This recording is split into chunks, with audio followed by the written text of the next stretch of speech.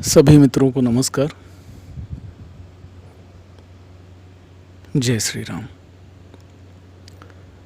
तो अब फिर से चर्चा करते हैं केवट जी के प्रसंग का। अब केवट जी ने प्रभु के चरण धो लिए हैं। अब केवट जी प्रभु के चरण धो लिए हैं और उनको बैठा लिए हैं अपनी नाव में। अपना जो है भगवान कहते हैं चलो भाई अब तो गंगा पार करा दो। इस पर केवट कहते हैं, केवट महाराज कि प्रभु नियम तो आपको पता ही है कि जो पहले आएगा वो पहले पार उतारा जाएगा। तो प्रभु थोड़ा सा रुकिए। भगवान कहते हैं यहाँ तो मेरे सिवा और कोई दिखाई नहीं देता, इस घाट पर तो केवल मैं ही हूँ, फिर पहले किसे पार लगाना है। केवट महाराज बोलते हैं प्रभु अभी मेरे पूर्वज बैठे हुए हैं जिनको पार लगाना है। केवट झट से गंगा जी में उतरकर प्रभु के चरणामृत से अपने पूर्वजों का तर्पण करते हैं। और धन्य है केवट महाराज जिन्होंने अपना उद्धार ही नहीं सोचा, परिवार कुल पूरा जो भी उनकी पीढ़ियां थी, फिर भगवान को नाव में बैठाते हैं और दूसरे किनारे तक ले जाते हैं, फिर घुमा कर लाते हैं। बार बार केवट महाराज कर रहे हैं तो प्रभु पूछते हैं भाई ये बार बार चक्कर क्यों लगाना है, अब हमें चक्कर आने लगे हैं। ये प्रभु कहते हैं। तो केवट महाराज कहते हैं प्रभु यही तो हम भी कह रहे हैं कि ये 84 लाख योनियों के चक्कर लगाते लगाते मेरी बुद्धि भी चक्कर खाने लगी है, अब और चक्कर मत लगवाइए। गंगा पार पहुंचकर केवट प्रभु को दंडवत प्रणाम करते हैं। केवट महाराज एकदम भगवान के चरणों में लेट जाते हैं, एकदम पैर पकड़ के लेट जाते हैं। अब लेटे हुए हैं, पैर पकड़े हुए हैं। अब प्रभु सोच रहे हैं कि इनको कैसे उठाएं ऊपर।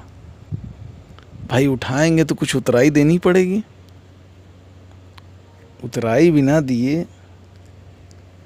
अब उनके मन में थोड़ा शंका आ रही है कि इनको तो कुछ दिया नहीं मैंने। केवट उतरी दंडवत कीन्हा, प्रभु ही सकुच ए नहीं कुछ दीना। अब कितना विचित्र दृश्य है कि जो सबको देने वाले हैं, जो संपूर्ण जगत का कल्याण करने वाले हैं, उन्हें संकोच हो रहा है और सोच रहे हैं कैसे उठाएं इनको, क्योंकि क्या देंगे इनको, उतराई तो कुछ न कुछ देनी होती है। अब यहाँ माँ सीता अपनी एक मुद्रिका जो है हाथ में थी वो निकाल के दे देती हैं, मुद्रिका दे देती हैं। और राम जी देखते हैं, कहते हैं अरे एक यही मुद्रिका तो थी, आपने ये भी निकाल दी हाथ से। सीता मैया कहती हैं कि प्रभु जब ये हाथ हमारे पिता ने आपको ही दे दिया तो ये हाथ हमारा कहाँ हुआ, ये तो आपका हो गया। तो ये मुद्रिका की क्या मूल है। प्रभु मुद्रिका लिए केवट महाराज को उठाते हैं और देते हैं। केवट महाराज तो पहले से ही ठाने थे कि लेंगे कुछ नहीं, चाहे कुछ हो जाए, नहीं मांग सकते थे। केवट महाराज कह देते हैं हमें पूरा अयोध्या दे दीजिए, पूरा विश्व दे दीजिए, प्रभु हैं, प्रभु कुछ भी दे सकते हैं। तो केवट महाराज भी ठाने हुए थे।